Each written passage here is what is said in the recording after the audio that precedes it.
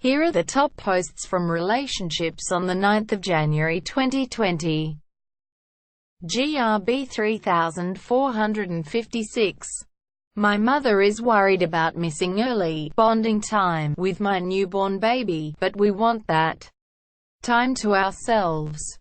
N. Dave T. Am I being mean? No, and I'm sad, but not surprised, that you're even asking that question. How do I better express my boundary needs? It's not a matter of expressing them, monsieur. She doesn't understand because she doesn't want to understand. Just keep repeating the perfectly reasonable thing you already said. You're the grandparent. You don't need to bond like a mother. My husband and I and our new child, the three of us are the focus here. Be like a broken record. Lived in Germany for a few years. My dad convinced me that windshield wipers were called flip-and-flop and muckenspreiters. This was pre-Google Translate. Ben gives advice. Yeah, I'm on your side. It sounds like your mom wants to be seen like a mother to your baby. This bonding time is for the baby's parents. Don't dilute that. Adults of Reddit, what is something you enjoy that society deems childish? Fish and percolator. She already had her early bonding time with you. It's your turn. Using the swings at the park. Swimming ordinary. Should my brother, 17M, and I, 17F, invite my brothers, 32M, crush, 30M, to Chinese New Year dinner? Riding on the grocery cart through the parking lot. Forest friend Bambi. Ask your brother but frame it as inviting both the crush and his sister since they don't have family nearby to celebrate the new year with dramatic flourish with teary eyes. Swings. A nice swing at the park is so relaxing. As. This is so cute. I'm invested in this story now. Serious. When you're lying in bed at night, do you ever randomly remember some embarrassing stuff you said and beat yourself up over it? If so, what happened? Defans. Ask your brother if he'd be okay with it. Sometimes setting up a random meeting doesn't work out.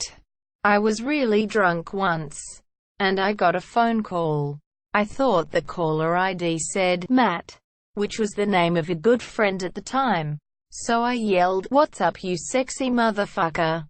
into the phone. Turns out it wasn't Matt. It was Mark, who was my boss at the time, calling to ask if I could come in that evening to cover a shift. He was very old school, late 50s. No sense of humor. The awkward silence before he awkwardly pretended he hadn't heard it will haunt me forever. Responsible Sherbert. My 21M girlfriend, 21F, never asks anything about my life. Trick-or-treating with my little brother as kids. Stranger Zero and Reddit. It seems like she's checking out of the relationship. Whether it's intentional or not, her actions indicate that she doesn't care. Can't be bothered, doesn't want to make an effort, etc. None of those things are conducive to a happy, healthy relationship. How long have you guys been together? Have you approached her regarding this at all? I turn back to the woman and she goes, "Oh, actually I was talking to those people," and points behind me to different kids. Torn down unit. I try not to be negative with replies here when possible. But as someone who has been in this position, if this is to the point that you actually have to sit someone down and discuss them taking any interest in your life, it's not good. One of my exes was like this. I'd talk to her about it, and a couple of weeks later things would be right back to how they were. I always encourage communication, but when I read your post and see how familiar sounds, I also tend to think it's just not worth it. Being the only one putting an effort into a relationship is a really crappy situation. For the person I was with who was like this, it's just how they were. They might have been able to change it, but I had real doubts they would take that effort or wanted to. If you have those same kind of doubts, I would just move on. There are people out there whose personalities will match yours better. Edit. Typo. Now, I'd love to be able to say that I was tired that morning, or that I was simply too preoccupied with what I was doing. But that would be a lie. Killer lymphocyte. I had a BF like this. Our relationship felt like I was interviewing Hi Monsieur. They'll stick around as long as they don't have better options. Find your self-respect and get out. Someone else would love to hear about everything about you. Not worth it one bit. The man slowly returned his fist. He and his partner became transfixed on the part of his hand that my finger touched. The man held his hand up to see if I left a mark. His partner joined him in looking. There was no mark. They looked back towards me. I looked at them and then smiled. Naked cyclist. I, 27F, have an older friend of 8 years, 76 meters, who keeps discussing death and wills with me. Edit. McCanum. He's at an age where death is to be expected just around the corner. I get that you're afraid it'll make your friendship feel different if you're in his will. But to be honest, refusing to discuss this with him is a bit selfish.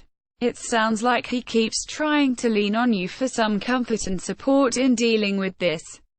And you keep refusing. Hi Monsieur, to be frank, you're the one refusing to reward him for his friendship at the moment. Of course, you're not obligated to talk about death or anything else with him, but it sounds like you really care and he really needs it. And it really doesn't have to be a super big deal. People die, especially when they're old. Maybe he'll be better able to push the thought of that aside again if he feels like he's done the necessary practical preparations. Amber Mush. The hat on the cat. He has no children and you act like his surrogate child. It likely means the world to Hi Monsieur. Someday he will be gone and he can't take his money with Hi Monsieur. He wants to leave you what he earned because he loves you and sees you as family. Let him put you in his will. It will make him feel good. Like his money won't go to waste and he is taking care of you. Making will is very normal for older adults. Even much younger than Hi Monsieur. Every responsible adult I know 50 plus has a will. And many younger than that. Also, a lot of people with kids make wills. Making his will or accepting him making a will won't make him die sooner, but it will make him feel better. Also, do you want to be legally adopted? Consider it outside the will. Do you want to be officially family? That sounds super sweet. It's very light and fragile, but when the snow become a bit old, it start to be very heavy and compact. Relative agent. 76 is getting up there and it makes sense to put his plans in place. You guys are obviously close and maybe he wants to take care of you and he leaves some money behind. If you're not uncomfortable with his requests, I think it'd comforting for him to have someone he trusts and loves pull the plugs. If you're up to it, you might agree now to put his mind at ease. We're all gonna die one day and it's important to get your list of wants out there early on. Old age aside, any one of us could get hit by a car tomorrow, so even for you I'd recommend doing a will. It's not morbid to ask these questions at our ages or his, but his is certainly closer, so I'd meet him head on with what he wants to talk about or plan. When everything is blanketed and not touched, it's beautiful and everything is absolutely silent, at least where I live. But it is terrifying to drive on poorly plowed roads. Once it starts melting and there is some snow piles here and there, it looks ugly. Especially when it turns gray, black from all the cars. Salad of jeans. I, 32F, am questioning my relationship because of my fiancé's, 36M, drinking. Fun for the first few days, then you really would just like feeling back in your fingers and toes. Anti-fascist. If I were in your shoes, I wouldn't marry this guy until and unless he'd been sober and in treatment for a considerable period of time. I'd actually seriously be considering breaking off the relationship at this point. He's exhibiting signs of alcoholism and that only gets worse, as does the behavior. The losing his temper part is especially worrisome. Drinking doesn't make you a different person. It just lowers your inhibitions so it's easier for you to show your bad side. That's not a NIFA. Never marry someone assuming they will change, especially when it comes to alcohol use.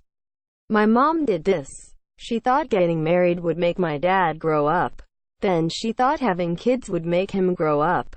Then, after 30 years of being married to an alcoholic, she thought leaving him would make him grow up.